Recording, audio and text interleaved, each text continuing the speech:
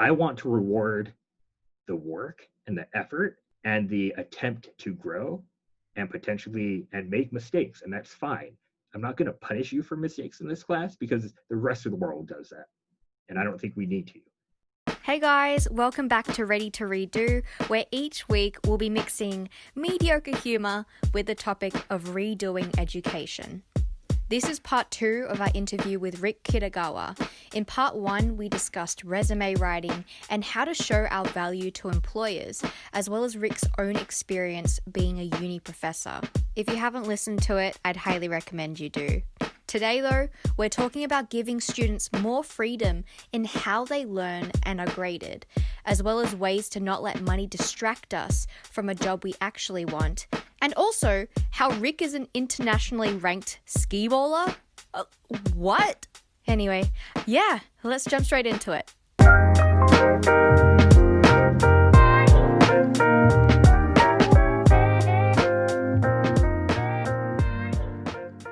I'm interested, what are unis or schools not teaching us that we need to know? We need to know for the workforce. We need to know for success in the future. So Seth Godin has been calling them real skills. We like to call them like human or people-centered skills. And I think especially due to the nature of technology doing a lot of work for us and technology kind of making information more democratized to people, it's kind of like the quote unquote hard skills of engineering or stuff like that. Like that's all important, but I feel like that's going to be less important than understanding how to work as a team or how to enroll someone in your idea or to have empathy and listen to someone to make them feel seen and heard. And I feel like those are the skills that most universities aren't really focused on. No job, you just make stuff and you don't interact with people at all.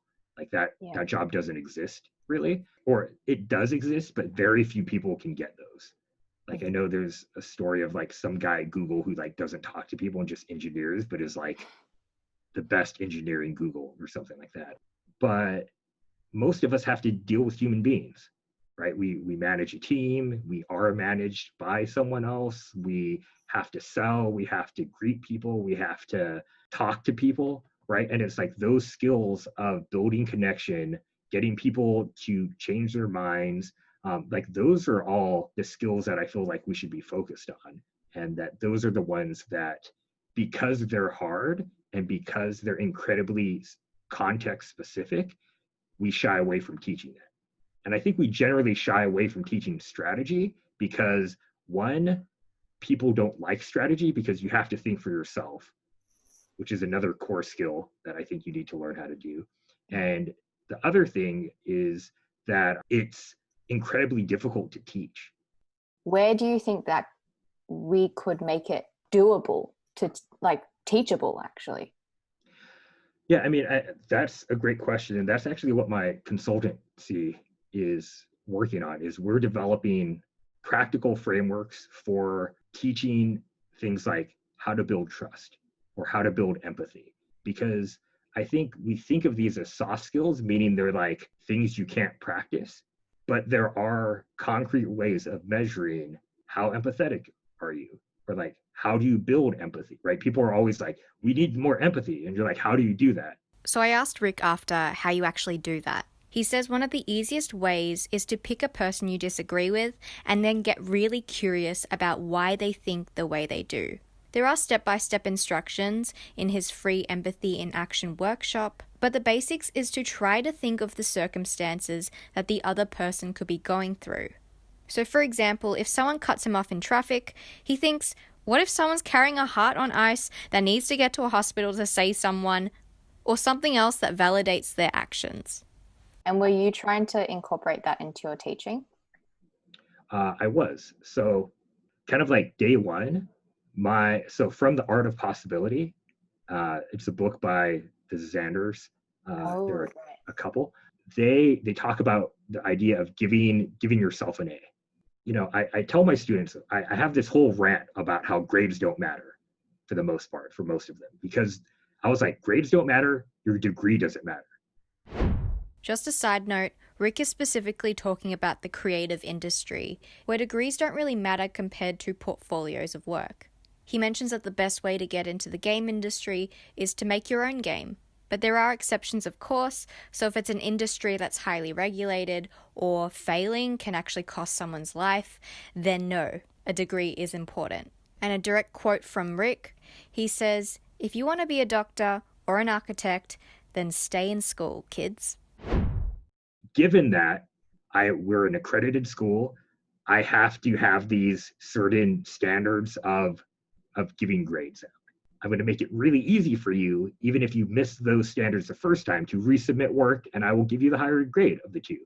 So one, there's that. Two, grades actually don't matter, but I still have to do it legally. And also, I tell them, I will give you feedback and I will grade you, but I want you to know your final grade is based on your growth, not baseline skill. Like what person did more work? The person who always gets an A pulling an A, or the person who works two jobs, doesn't really speak English, and manages to go from what they probably would have gotten like a 30% in the class, and they get up to 70%? Who deserves an actual A in that situation? And I'm saying, like, I don't want to reward raw knowledge, because you can look all this stuff up, right? Spend a year Googling stuff and reading books like I did, and you could probably teach this class too. And go out and try these things and, et cetera, et cetera. But I want to reward the work and the effort and the attempt to grow and potentially and make mistakes. And that's fine. I'm not going to punish you for mistakes in this class, because the rest of the world does that. And I don't think we need to. And so I would make it very clear that I grade you on two different assignments. The first assignment, which is, what does this success look like to you? If you were an A, write this as if you were an A student looking back at your A that you got in my class after the semester is over. And so they write this essay. And some people, their essay is like, I did all my work to the letter and that was it. I'm like, if that's what an A student is for you, because you haven't done that ever before, yeah, that's an A. Right. And other people are like, I've managed to apply for college interviews or like internship interviews, and I've like expanded my network, and I've like learned how to write all this. They're writing like a 3-page essay, and I'm like, okay, you're already the person coming in at a very high level. Yeah, I'm going to push you. You have to do all of this stuff to get an A in my class. So, for example, he'd challenge his high-level students to apply for internships or jobs that they didn't think they could qualify for yet, or for their research papers to interview 3 professionals instead of the expected 1. So this is like a really personalized approach. Like, that's, you look at what they define as an A, and then you take that into consideration when you actually grade them. Yeah. And to be fair, I legally couldn't grade based solely on that, but I also had discretion, and that's part of the assignment, and I would move people up and down based on that. So if you're like, I did all of the assignments to a certain expectation and they don't, I'm obviously not going to give them an A. And I actually give them a sheet of paper on the last day of class, and I say, this class is really all about selling, right? You're selling your skills, you're selling your value. And so this is your final test. Beyond all of the assignments, pitch me. Tell me what grade you deserve and tell me why. And I found, after doing this enough times, that in almost every single case, the student will give themselves the grade within about 5% of their actual point grade. As in the one that you have given them? Yeah, like after me grading everything, and I do all of the math, and I'm like, mathematically, given this, like 90% is an A minus, 93% is an A, like 85% is a B, like whatever, right? They are usually within 5 percentage points of what I would have given them based purely on math. Why do you think that is? Because students know. They know whether or not they've worked hard, right? You know what you deserve in any class. Yeah.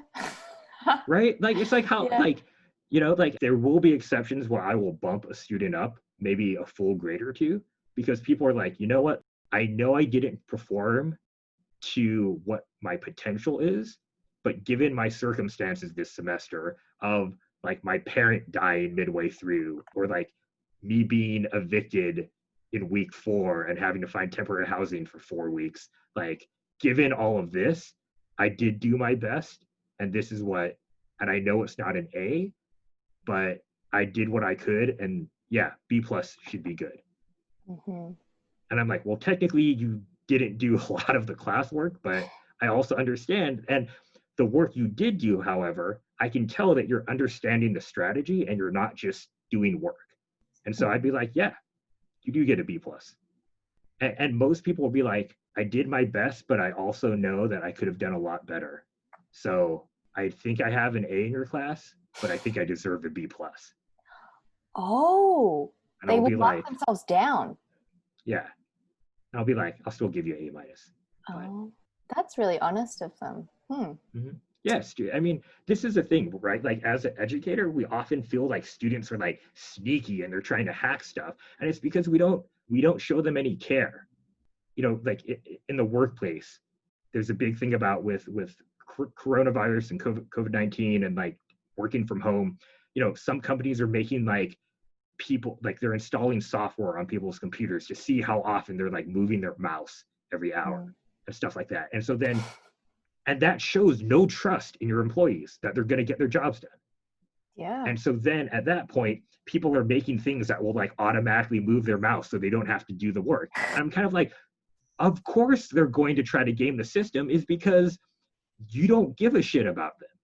Yeah. Why should they try to show up? Right? And that's the same thing with students. As a teacher, if you're like, I don't care about any of you individually, just learn the crap and tell me that you learned how to do it. Like, why would a student care? You'd be surprised about how giving people autonomy and deciding to co-create something as opposed to dictate, how much that changes the environment in the workplace and the level of work and care that everyone else brings. Right. Like collaboration as opposed to just following orders. Exactly. Because anyone can follow orders. Like you know, it's super disrespectful to people when you're just like, just follow my orders, because it's kind of like, well, then why am I here? Why isn't it somebody else? Right? Like there's no creativity, there's no thinking for yourself, and it really like that holds companies back. It stifles innovation, it stifles creativity, it makes bottlenecks that don't need to be there, and it makes people meaning like a point where the flow of work or whatever gets stopped up, right? Like in a bottle, right? It's like the neck of the bottle determines how much liquid can go in and out of it, right? So it's kind of like the idea that like you have one manager that has to approve everything. And so it's like all this work is getting done and more work could be getting done, but it's like, well, still waiting for my proposal to be approved. Right? And like that, yeah, what? Like, I guess I'll just sit here and pretend to be productive and go watch YouTube videos because I could be working, but you told me I can't because you haven't approved my project yet. Okay, cool. Right? And so it's like by building systems of trust and treating people like human beings, it really allows them to do better work. Yeah, I feel like you've really, first of all, internalized that to treat your students as if you're collaborating with them, because it sounds like if you're able to even negotiate the grade, it's because you value their input and their perspective. Hope you're enjoying this so far. This is what Rick has to say about how salaries affect our job choices. The pay discrepancies like funnel people into certain areas. At UC Berkeley, pre-med and business are like highly competitive, right? And it's kind of like, why? It's because those pay really well. Who wants to be an educator, right? Like nobody. I hate it. Like I was like, I am never being a teacher because we make like nothing, right? Like we don't get paid very well. And I mean, I ended up being a teacher anyway because I'm like, this is, I like helping people. But you know what I mean? It's like if teachers were paid better, more people would be teachers. And if like there was more even pay distributions, I think, then people would be like, you know what? I actually don't want to be a doctor. I'd rather be a car salesman because I'm super into cars. Mhm. The more jobs that you make, into living wage jobs, like more people would do them. Like I loved retail, actually. Like I worked retail while I was in art school, and I sold paper and wedding invitations to people, and I loved my job. I did not love how much I was paid for it Yeah. living in San Francisco because it was retail, but I loved it because I was like, I love paper. I love the tactile feel about it. I love helping people talk about wedding invitations. Like, but you know what I mean? It's like how many people who are excited about things, right? Whether it's paper or printing technology or, painting or working in a gallery or assembling guitars. I don't know, like whatever it is. Like I think if we could find ways to decouple financial motivation for people, and I guess this is my big rant on like more of a universal basic income or something, but like the more we could decouple that, I think that would change education. Do we need 10 million lawyers? Like probably not. Like let's maybe move some of those people into other things that they're probably also very, very interested in, and not just law because it pays well. Right? Like how many people do you know who like are like, I'm going to med school. Why do you want to be a doctor? Because it pays well. Yeah, because things like med, that's how I fell into, well, not exactly how I fell into med, but because people kept telling students like us, this is a good, secure job. This is what we define as success, right? Like if you say I'm a doctor, you'll get people going, oh, what? Help me. But like there were a lot of people like myself who didn't know what we wanted to do. So we looked into these successful jobs like med. And I thought, okay, well, I have the grades, I guess. But when you see a student like myself, like my past self, who's sort of caught in the rat race, I would even call it the rat race because it's not the race that they want to be on. What sort of advice would you give them? I mean, it's hard, right? Because we live in a capitalistic society and it's kind of like money is like a thing. What I would tell people is it's just like you really just need to take some time to figure out what does success look like for you, right? And to get real about like what kind of bills do you need to pay, what's important to you in life, and like is money and security important? Like okay, cool, like let's find you a high paying job. But like what is your number one priority in life? And for me, my number one priority was like doing what I like to do. I'm a very id focused person. And so I was very clear that I'm like, the things I might want to do might not make me very much money, but I'm okay with that. And I think it's just getting real with what your motivation is. Like, it's fine. Like, if you're like, you know what, I want to be filthy rich. Like, That's a lot of hesitation. Filthy fucking rich. yeah, I want to be filthy fucking rich. Then this is, I feel like I'm an instructor going back to school and I'd have to be like, Self-censorship. Yeah. let me censor myself a little bit. But yeah, like that's okay. I always tell people it's like the 5 why question, like exercise of where you keep asking yourself why is so powerful and is so important to do. Could you explain right? more about the 5 whys or give an example? Yes. So it's kind of like, I want to be filthy fucking rich. And then you say, why? And you're like, well, because I want to buy anything I want.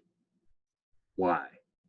And then it's like, well, because I feel like buying everything I want would make me never worry. Why? Because I know that poor people could lose their housing, or they might, like, it's harder to find a spouse, and it just makes life hard. And it's kind of like, well, why is that a concern? Because I know what it's like not to have anything, and I never want to be that again. And then you're kind of like, oh, okay, so is it really about money, or is it really about feeling safe? And there's ways to feel safe and not be, you know, Jeff Bezos, right? Or whoever, super rich person that you look up to. Yeah. Right. Or it's kind of like, I want to be a doctor. And they're kind of like, okay, why? And you're like, well, because I want to help people. Why? Because it makes me feel good. It's like, why? And it's like, because, X event. And I found that when I help people, I feel the most alive. Right. And so it's kind of like, okay, great. I'm not saying don't be a doctor, but it's really about you being in service to someone else. So do you have to be a doctor to do that? Mm-hmm. Maybe you could be a coach. Maybe you could be whatever else that might interest you more, or might be more like you might be more naturally attuned to that, right? I'm not saying don't go into medicine, mm-hmm. but it's kind of like a more clear example of this, of when there's a mismatch, is when it's like, why do you want to go into medicine? Because I want to be a doctor. Why? Because I want to make a bunch of money. Why? Because, like I was a poor immigrant and like, I know what it's like to not have anything. Like, and a lot of this is stuff that you should be working out with maybe a therapist, or depending on where this why question goes, but it's getting down to like, are you in this for the right reason?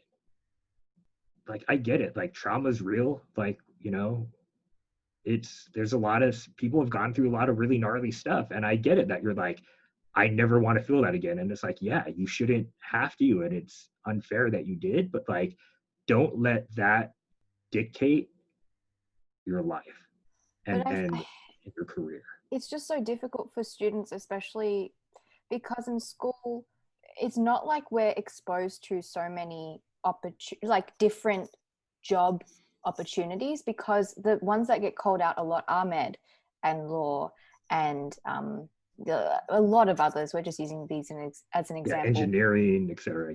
Yeah. Chemical engineering. FYI. It's hard to show students that other options are out there. How would you even be able to do that? Like, what subjects would you feel could alleviate some of this uncertainty? I think personal finance is one. Yeah. I don't like, personal finance is not taught and needs to be, because I feel like as a kid, I was just like, I think $60,000 a year is like super rich. Right. And like without taking tax out, sure. yeah, right. Yeah. And it's like that is so relative, right? Yeah. Because in San Francisco, that's nothing. In New York, that's nothing, right? In Kenya, you're basically a king, right? Or like, in Vietnam, that's a crap ton of money, right? So it's sort of like, it's all relative. Like what do you want? And I think we get these numbers that we've heard from someone, right? We've seen someone who is like, oh, they're driving the fancy car and they have the nice house. How much do they make? They make $117,000 a year. And you're like, that's what I want to make, right? Or like, oh, they're a doctor. Oh, okay, I want to be a thoracic surgeon, whatever, right? And it's kind of like, I think what personal finance does is like, one, how much money do you actually need, right? Because I think a lot of us need a lot less than we think we need, right? There's like, oh, I want to make six figures. And like, what do you want to buy with that? What do you want to do with that, right? Is that going into savings, or like, is it buying you, buy whatever? An alpaca, a llama, some sort of farm. Yeah, like, is it buying you a farm? Is it buying you original art? Are you donating it? Like why do you want this amount of money? And I think those are the types of questions that personal finance helps you figure out, which helps you determine, oh, like, I actually could live really well in this area that I actually want to live in for like $40,000 a year. And I kind of don't really like being an engineer. Mm-hmm. And I would rather do this other thing that makes me $50,000 a year. Well, why don't I just do that? And then I'm happy. And I've realized I don't actually need all this extra money. And also, like, personal finance, knowing about debt, because school debt, uni debt is a whole nother shithole. Like, it is so super bad. real. People don't realize people don't realize, especially, I'm not sure how it is in the US, but in Australia, we get school loans, like uni loans from the government. And so we never actually see just how much money we are spending on our uni degrees. So we end up accumulating what we call HECS or help debt. And then people realize, oh shit, like I've just done this really expensive degree that was supposed to ensure like a lot of money. But at the same time, I have to pay back a shit ton of money. So for personal finance, 100%. I feel like any student, any graduate will agree on the fact that we need to be taught finance. But it's also like I get it too, because I remember being 18 and being like, personal finance, this is dumb. Hey, this credit card. Yeah. Hello, Shiny. eBay. Yeah. And it's terrible. But it is something that I feel like if you made that a requirement, you're like, this would be very helpful for people. But I also feel like personal finance is only personal finance if we end up making it a super dry, textbooky type of subject. Because recently read Rich Dad Poor Dad, no plug, it's just what I read, and it's one of the easiest finance books I've ever read because they made it a narrative. And the reason that we're able to make personal finance even fun, I found it fun to read this book, and I have never associated fun with finance ever. And so if that's possible, I think anything is possible with making a subject fun. And leading into fun, because again, I stalked you and I basically come up with the same rate my professors.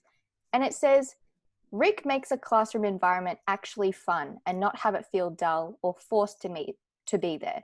And another one said, he made the assignments fun. So there seems to be a big trend of making things entertaining, making things fun. But how did you do that? How did you carry the lectures forward? I think that was a mix of making it, like you said, making it about a narrative, right? And putting in a bunch of stories, having funny, like I use memes in my slideshow because that's how we learn nowadays, apparently. Yeah, kids. And it's, I think it's like not taking it serious enough to show them how it matters. I would tell my students, first day of class, first thing I ever say, like they walk in, nobody knows me. I'm like, okay, hands up and be honest, because I'd rather you be honest. How many of you know what this class is about? Because my class is also a mandatory prereq before they get to take their midpoint review. So I'm like, how many of you all know what this class is about? Like a few people raise their hand and I'm like, okay, what have you heard? And so I get their feedback. And then I'm like, okay, how many of you are stoked to learn about business? No one raised it. Maybe one kid. And I'm like, okay, I see you. And then I'm like, how many of you know that are here because either your advisor told you had to be here, or because you tried to take your midpoint review and they said they had to take this class first, and then everyone else raises their hand, right? And I think it's just like understanding that this is ridiculous, and like I know that you're not. I want to learn about business. I think coming at it from, the idea of not taking myself too seriously really makes it more entertaining, and knowing that like I have to kind of make it entertaining because otherwise I'm going to lose them. And I try to make myself more personable and like another person, not like like I'm the teacher, I'm going to tell you how to live your life, because nobody likes that. I mean, very select few, but yeah, select few. But I think it was just like about making material relatable to people. And like, I try to change up the examples I use in class.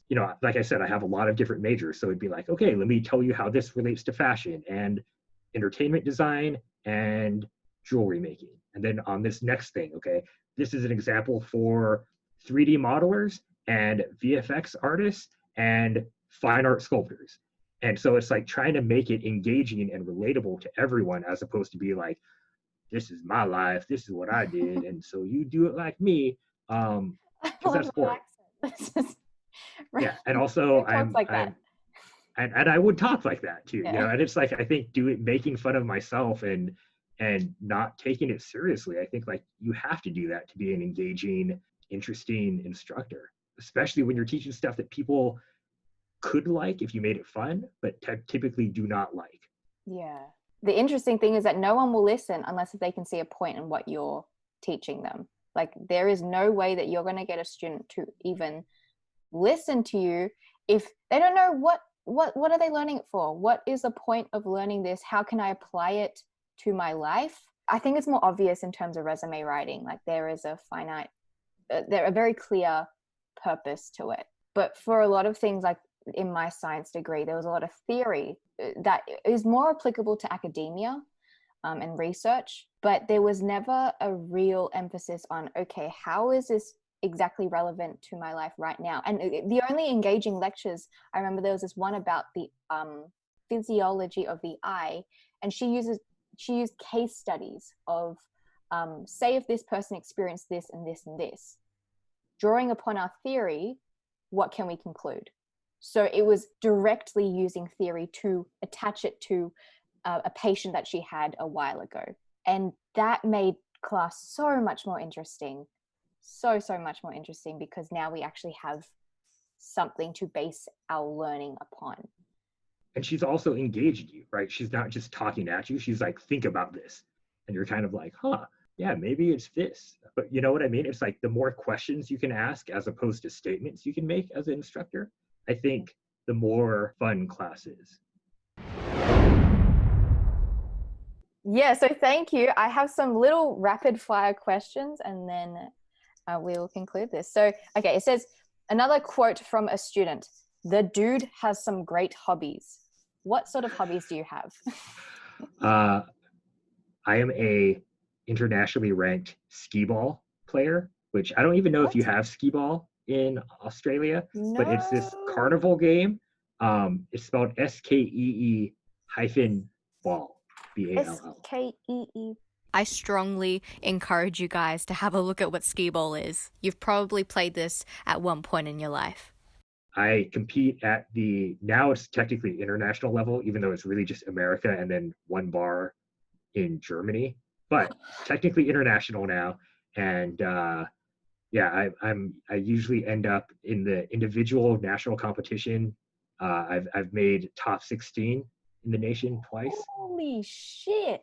So I like to say top 16 in the world, because technically there's no skee-ball leagues in like most of the rest of the world. So Rick and I ended up talking about Skeeball for around about 5 minutes. So I had to cut it out. Sorry, Rick. Cool. What is one book that you catch yourself quoting a lot, or something that you just keep revisiting from time to time? I'm going to give two, because I feel like I actually quote from The Art of Possibility.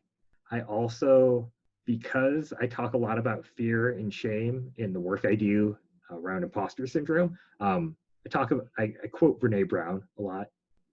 Daring Greatly, I think, is a pretty good book if you want to start with her work. And you have it there. This wasn't planned. It's not planned. I mean, Brene is definitely not paying me, but yeah. If only. If only. And what subject isn't taught in education that you think should be, apart from personal finance, because we already talked about that? Ooh, I would say communication. I mean, I don't know. I guess that is like a whole major, but I feel like it's not taught to like the average person. Like I never took a communication class either of my undergrad times. Yeah. But I think in part of communication, it's how to make persuasive arguments, how to debate people, how to not get crazy about what you're debating about, how to negotiate, I think, or maybe we'll just say a negotiation class. How about that? That is, if your students got taught that, then they would have been able to negotiate a better grade, to be honest. That's also why I asked them that. I'm like, sell me, pitch, negotiate, and the best students who I'm like, I know you're going to do very well in the business world will super negotiate with me on stuff. What's the tactic that they do? Well, part of it is I can tell they're learning the strategy. It's not super effective with me because I care less about things like my average GPA of my class or whatever. They try to appeal to me. They'll be like, if you pay less attention to the final and you just give me this A, I know you'd actually have more time to play skee-ball, and plus the overall reputation of your class would go up if you had more students getting A's. And I'm like, this actually doesn't work because I care more about you learning, but I appreciate you doing the research of thinking about at least attempting to empathize with me and what I care about. And so I'll probably give you an A because I like that. I love how they use Skeeball as like a way to like bait you. I've had students say, if I can beat you at a game of skee-ball, will you give me an A? And I'm like, okay. Maybe. Yeah, I was like, yeah, if you can, sure. And if you can't, I actually have a very specific rule book like lined up if they ever do. Like most people won't do that, but some have. And I'm like, these are the conditions. What are the conditions? Conditions are we play on the same lane. I go second. It's best 2 out of 3, and you pay for the skee-ball. Why second? Oh, you have a huge advantage going second after someone because you know what you have to hit. Oh, of course. You know what score you need. Yeah. And so if they happen to randomly do incredibly well with which most people don't, I can know if I can play conservatively and still beat that score, or if I actually have to I have to really try and focus. So I called it rapid fire. It's not really rapid. It's like slow burn. I also talk a lot for each answer, so it's no, but I appreciate it. Everyone needs to know about Skeeball and about negotiation. And a quote you particularly like. I really like Seth Godin asking, "Who is it for?" And I go back to that multiple times every day. Who is it for? Awesome. Well, thank you for sticking around. Sorry, this went way over time, but thank you, because there is so much wisdom that you have in your brain. I feel like half of it's for Skeeball, but then the other half is like for education and helping people and students live better lives. Rick, where can we reach you? You can find me, probably the easiest is LinkedIn. So LinkedIn/in/Rick Kitagawa. Or you can also find my work at thebrightspottrust.com. And that's the consultancy where all we talk about is trust all day, every day. And if you are looking for a personal coach, whether business or to deal with imposter syndrome, you can find my work at kaijucoaching.com. Awesome. Thank you very much. Thank you.